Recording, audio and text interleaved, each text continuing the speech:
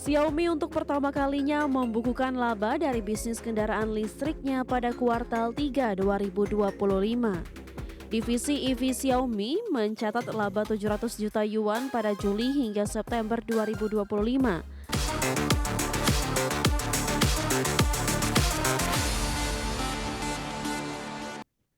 Pemirsa, Xiaomi untuk pertama kalinya membukukan laba dari bisnis kendaraan listriknya pada kuartal 3 2025. Divisi EV perusahaan berhasil meraih keuntungan 700 juta yuan setelah sebelumnya mencatatkan kerugian. Xiaomi untuk pertama kalinya membukukan laba dari bisnis kendaraan listriknya pada kuartal 3 2025. Divisi EV Xiaomi mencatat laba 700 juta yuan pada Juli hingga September 2025, membalikan rugi 300 juta yuan pada kuartal sebelumnya. Perusahaan menilai kinerja ini sebagai tonggak penting sejak peluncuran mobil listrik pertamanya tahun lalu. Xiaomi terus mendorong ekspansi untuk menantang pemain besar seperti Tesla dan BYD. Xiaomi telah mencapai target 350.000 pengiriman EV setahun lebih cepat dari jadwal yang direncanakan. Kini perusahaan fokus mempercepat distribusi dan memotong waktu tunggu konsumen. Namun, sebagian investor masih meragukan prospek jangka panjang bisnis EV Xiaomi karena persaingan ketat dan resiko penundaan produksi. Sementara itu, lonjakan permintaan membuat waktu tunggu pembeli mencapai 9 bulan untuk beberapa model EV Xiaomi. Adapun pada Oktober, pengiriman tercatat 40.000 unit sama seperti bulan sebelumnya. Kondisi ini menunjukkan permintaan tetap kuat di tengah tantangan kapasitas produksi. Berbagai sumber, IDX Channel. Amerika kepada perusahaan medis Masimo.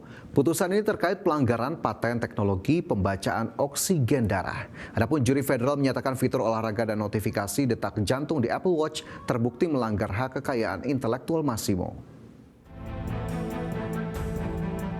Juri federal di California menetapkan Apple harus membayar 634 juta dolar Amerika kepada perusahaan teknologi medis Masimo. Putusan diambil setelah juri menilai Apple melanggar paten teknologi pembacaan oksigen darah milik Masimo. Keputusan ini menjadi babak baru dalam konflik hukum berkepanjangan antara kedua perusahaan tersebut. Masimo menyatakan bahwa fitur mode olahraga dan notifikasi detak jantung pada Apple Watch terbukti memakai teknologi yang telah dilindungi paten perusahaan itu. Juru bicara Masimo menegaskan putusan ini merupakan kemenangan signifikan dalam melindungi inovasi mereka. Sementara itu, Apple menyatakan tidak setuju atas hasil persidangan dan akan mengajukan banding. Apple menyampaikan bahwa sebagian besar paten yang dijadikan dasar gugatan Masimo sebelumnya telah dinyatakan tidak sah oleh pengadilan. Apple juga menegaskan paten yang digunakan dalam kasus terbaru ini sudah berakhir sejak 2022 dan merupakan teknologi pemantauan pasien lama. Mereka menyayangkan putusan juri dan menekankan komitmen untuk melanjutkan proses hukum. Kasus di California ini merupakan salah satu dari banyak persengketaan paten antara Apple dan Masimo di berbagai pengadilan Amerika Serikat.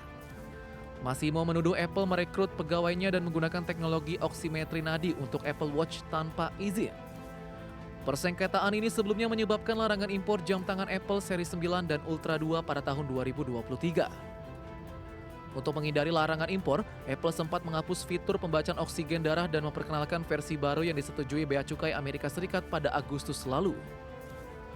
Namun Komisi Perdagangan Internasional memutuskan untuk membuka proses hukum baru untuk menilai apakah produk terbaru itu masih perlu dilarang. Di sisi lain, kedua perusahaan masih terlibat serangkaian gugatan lain termasuk kasus rahasia dagang dan paten desain yang belum tuntas.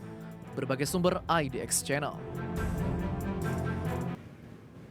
Pemirsa, pendaftaran mahasiswa internasional baru di perguruan tinggi dan Universitas Amerika Serikat turun tajam di sepanjang tahun 2025. Situasi ini terjadi di tengah meningkatnya keterlambatan visa dan pengetatan kebijakan imigrasi oleh pemerintahan Donald Trump. Pendaftaran mahasiswa internasional baru di perguruan tinggi dan Universitas Amerika Serikat mengalami penurunan tajam di sepanjang tahun 2025. Situasi ini terjadi di tengah meningkatnya keterlambatan visa serta pengetatan kebijakan imigrasi oleh pemerintahan Presiden Donald Trump. Sementara itu, Institute of International Education atau IIE melaporkan penurunan hingga 17%. Pendaftar mahasiswa internasional baru untuk semester musim gugur 2025 yang sekaligus menjadi penurunan terbesar di luar masa pandemi dalam lebih dari 1 dasawarsa. Bahkan data survei tersebut mendapati sekitar 96% institusi melaporkan kesulitan pengajuan visa sebagai hambatan utama, sementara 68% mayoriti aturan pembatasan perjalanan. Tidak hanya itu, sejumlah institusi juga melaporkan kekhawatiran calon mahasiswa internasional terkait perasaan tidak diterima di negeri Paman Sam yang mencapai 67%, serta kecemasan terhadap situasi sosial dan politik yang lebih luas sebesar 64%. Adapun sentimen anti-imigran yang disuarakan oleh sejumlah pejabat dan tokoh pemerintahan disebut turut memperburuk kondisi dan berpotensi mempengaruhi penurunan pendaftar baru, di mana mahasiswa internasional sejauh ini telah menyumbang hampir 43 miliar dolar Amerika atau setara 719,7 triliun rupiah bagi perekonomian Amerika, serta mendukung lebih dari 355 ribu lapangan kerja pada tahun akademik 2024-2025. Berbagi sumber, IDEX Channel.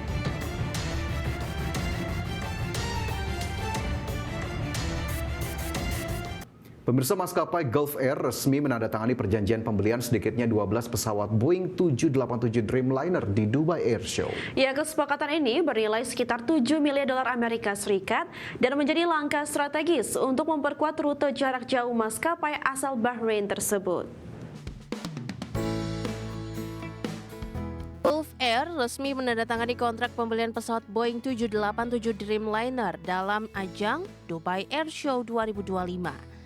Pada acara tersebut, maskapai asal Bahrain itu menyampaikan bahwa mereka akan membeli sedikitnya 12 unit pesawat jarak jauh tersebut.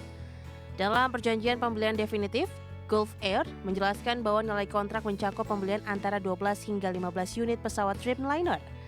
Langkah ini merupakan kelanjutan dari pengumuman pada bulan Juli saat maskapai menyatakan akan membeli 12 unit dengan opsi penambahan 6 unit. Seorang pejabat dari Gedung Putih menyampaikan bahwa kontrak pembelian pesawat tersebut bernilai sekitar 7 miliar dolar Amerika Serikat.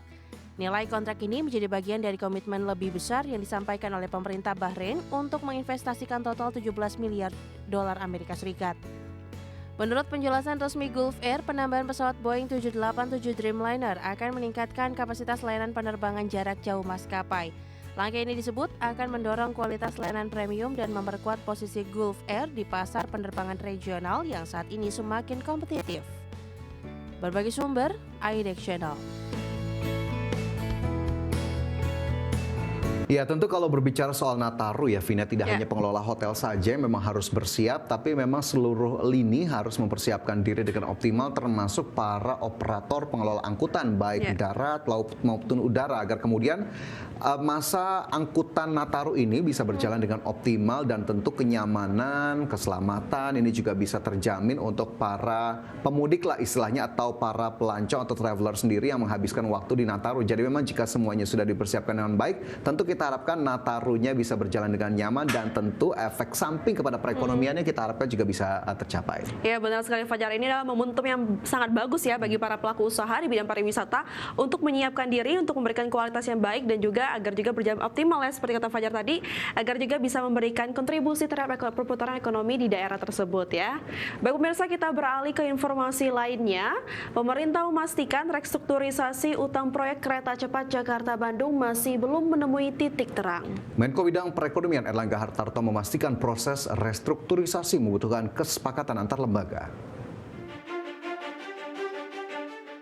Pemerintah memastikan restrukturisasi utang proyek kereta cepat Jakarta-Bandung masih belum menemui titik terang. Menko Perekonomian Erlangga Hartarto menegaskan hingga saat ini prosesnya belum mencapai keputusan final.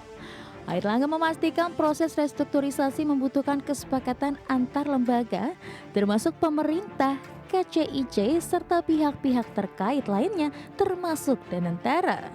Terkait pertemuan dengan pihak KCIC, Erlangga menolak merinci lebih jauh isi diskusi tersebut dan hanya menyebutkan seluruh agenda masih dalam proses pendalaman.